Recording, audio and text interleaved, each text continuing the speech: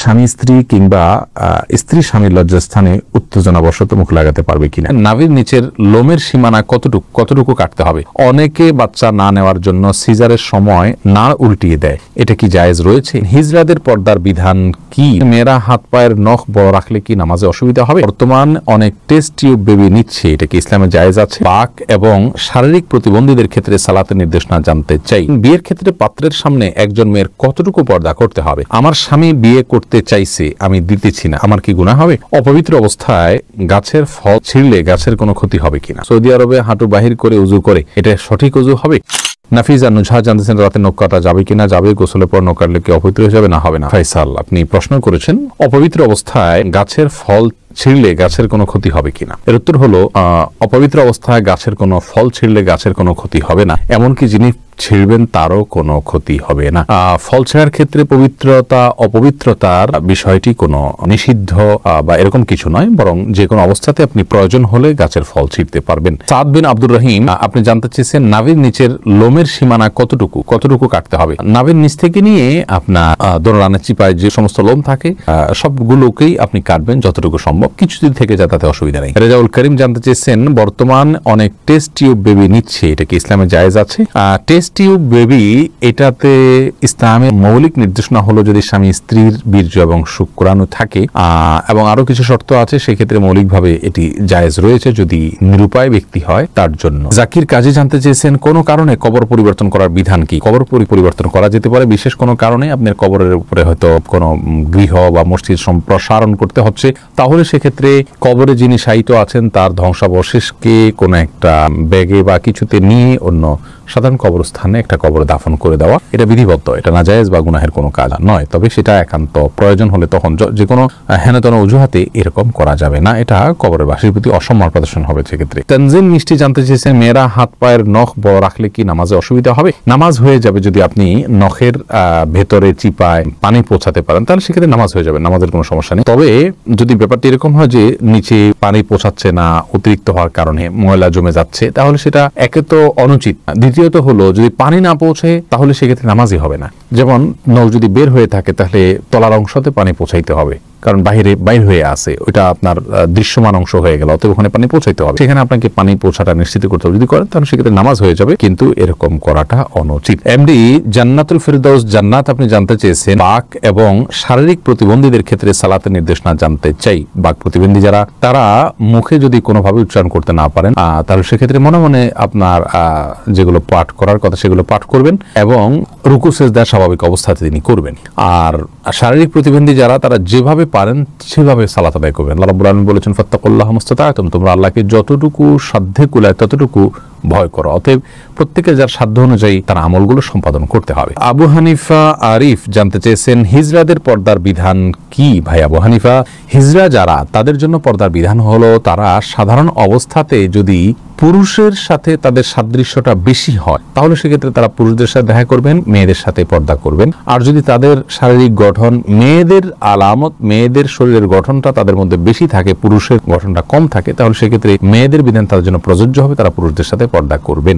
এটা হলো একটি মত এবং সবচেয়ে প্রসিদ্ধ এবং গ্রহণযোগ্য মত। এছাড়া হিজড়াদেরকে নিয়ে আরো নানা রকমের মত রয়েছে ওলামায়ে কেরামের। নার্গিস আক্তার জানতে চেয়েছেন মেয়েদের নামাজ ভাঙতির সময়ে কি কি আমল করা যাবে? যখন নামাজ থাকবে না সে সময় তিনি সব কাজ করতে পারবেন, শুধু নামাজ পড়বেন না, রোজা রাখবেন না, স্ত্রী সহবাস করবেন না, তওয়াফ করবেন না, এছাড়া সব কাজ করতে পারেন। কোরআনে কারীম স্পর্শ করা বা তেলাওয়াত করা, স্পর্শ করতে পারবেন না, তেলাওয়াত করার বিষয়টি বিতর্কিত বা এটা নিয়ে আলোচনা রয়েছে, অনেক ওলামায়ে কেরাম এটাকে অনুমোদন দিয়েছেন, সৌদি আরবের স্কলাররা অনুমোদন দিয়েছেন, তবে অন্যান্য ইমামগণ এটার অনুমোদন দেননি। কিন্তু তারা তিনি শুনতে পারবেন, জিকির করতে পারবেন, দুরূদ করতে পারবেন, ইস্তেগফার করতে পারবেন, ইসলামিক বই পুস্তক পড়তে পারবেন, এই সমস্ত কাজগুলো করা তার জন্য জায়েজ রয়েছে। তবে স্বামী সেগুলি জানতে চাইছেন অনেকে বাচ্চা না নেওয়ার জন্য সিজারের সময় নাড় উল্টিয়ে দেয়, এটা কি জায়েজ রয়েছে?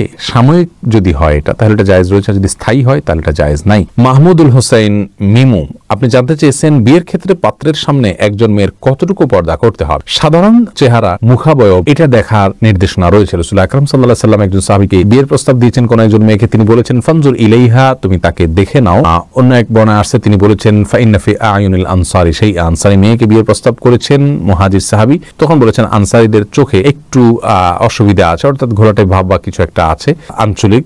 তখন তিনি বলেছেন যে তুমি দেখে নাও, তোমার ভালো লাগে তুমি করো। তো এখান থেকে বোঝা যায় যে সাধারণ যে অঙ্গগুলো আছে, হাত পা মুখ, এগুলো দেখবে। এর বাইরে এই প্রকাশ্য অঙ্গ ছাড়া তার অন্য কোনো অঙ্গ দেখতে যাবে না। চুল, মাথার চুল দেখতে পারে, এই জাতীয় বিষয়গুলো দেখবে, বাহ্যিক যে অঙ্গগুলো থাকে সেগুলো। মাহমুদুল্লাহ এই আইডি থেকে আপনি জানতে চেয়েছেন, আমার স্বামী বিয়ে করতে চাইছে, আমি দিতেছি না, আমার কি গুনাহ হবে? তাহলে পুরুষ আইডি থেকে কোনো বোন হয়তো প্রশ্ন করেছেন। দেখুন, আপনার স্বামী যদি বিয়ে করতে চান আর আপনি তাকে বিবাহ করতে না দেন, যৌক্তিক কারণ যদি মানা করেন, তাহলে তো ঠিক আছে। যেমন স্বামীর সেরকম আর্থিক সক্ষমতা নেই, শারীরিক সক্ষমতা নেই, বিবাহ করার মতো পরিবেশ তার জন্য নেই, তাহলে সেক্ষেত্রে আপনি বাধা দিতে পারেন। কিন্তু সেগুলো যদি তার থাকে, তাহলে সেক্ষেত্রে আপনার জন্য বাধা দেওয়া উচিত নয়। তবে হ্যাঁ, এই কারণে আপনার গুনাহ হবে আমি সেটা বলবো না। বাধা আপনি দিতে পারেন এই অর্থে যে আপনি সতীন চাচ্ছেন না, আপনি স্বামীর কাজের পরিণাম তাদের উভয়ের জন্য ভালো হবে না, সেই দৃষ্টিকোণ থেকে আপনি বাধা দিচ্ছেন, তাহলে আপনি দিতেই পারেন, গুনাহ হবে না। কিন্তু যদি আপনার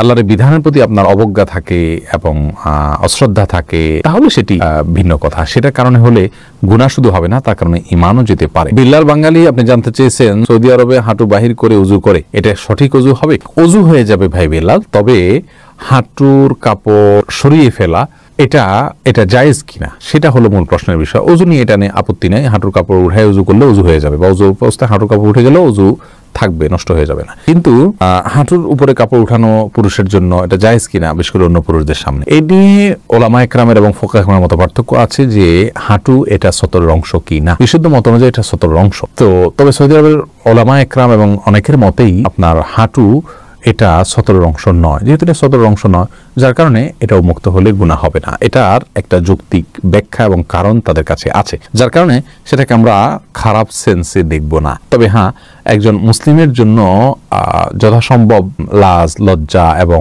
আপনার এই জাতীয় বিষয়গুলোর প্রতি খেয়াল রাখা উচিত, যাতে করে অন্যের সামনে তার ব্যক্তিত্ব রক্ষা হয়। ওসমান ইবনে আফফান রাদিয়াল্লাহু তাআলা আনহুর পায়ের গোছা পর্যন্ত কখনো দেখা যেত না। তিনি এতটা নিজেকে সংযত রাখতেন এবং কাপড় চোপড়ে আবৃত্তি করে রাখতেন। এটা এক ধরনের ভদ্রতা।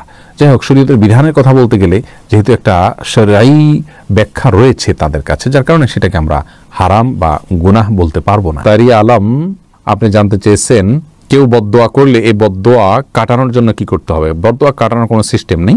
আল্লাহর কাছে ইস্তেগফার করবেন এবং চেষ্টা করবেন ভালো পথে থাকার জন্য, আল্লাহর কাছে আশ্রয় চাইবেন।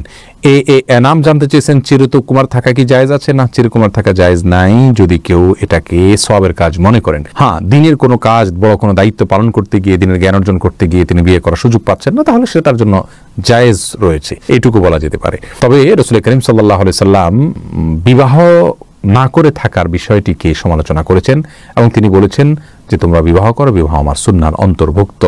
এই জন্য বিবাহ করে, সংসার করে, তার ফাঁকে ফাঁকে ইবাদতবন্দি করা, ইলম শিক্ষা, সেটা হলো উচিত এবং উত্তম। রিজওয়ানুর রহমান হৃদয় জানতে চেয়েছেন, স্বামী স্ত্রী কিংবা স্ত্রী স্বামীর লজ্জাস্থানে উত্তেজনাবশত মুখ লাগাতে পারবে কিনা? এটা ঘৃণ্য কাজ ইসলামী শরীয়তে। এটি আর কিছু না হলো মাকরুহ, কমপক্ষে হারাম সরাসরি না হলো মাকরুহ, অপছন্দনীয় কাজ। এরপরে এমডি জাকির জানতে চেয়েছেন, দোকানে কি বিড়ি সিগারেট বিক্রি করা সম্পর্কে ইসলাম কি বলে? যদিও আমরা খাই না, আমরা বলেছি এই বিষয়ে একটা ভিডিও ক্লিপে। দোকানে বিড়ি সিগারেট রেখে বিক্রি করলে সেই উপার্জিত অর্থ আমাদের জন্য হালাল হবে না। যদি কেউ দোকানে বিড়ি সিগারেট না রেখে দোকানদারি করতে পারেন, সেটা হবে সবচেয়ে ভালো। আর যদি এটা না রেখে তিনি তা কোনো উপায় না থাকে, তাহলে সেক্ষেত্রে এইটার উপার্জনের টাকাটাকে তিনি আলাদা করে রাখবেন, সেটা তিনি ভক্ষণ করবেন না এবং সেটা তিনি দান করে দিবেন সওয়াবে নিয়ত করা ছাড়া। এটা হলো তার নিষ্কৃতির উপায়। আর সাধারণ অবস্থাতে বিড়ি সিগারেট বিক্রি করা জায়েজ নেই, কারণ এটা অন্যায় কাজে সহযোগিতা করার শামিল।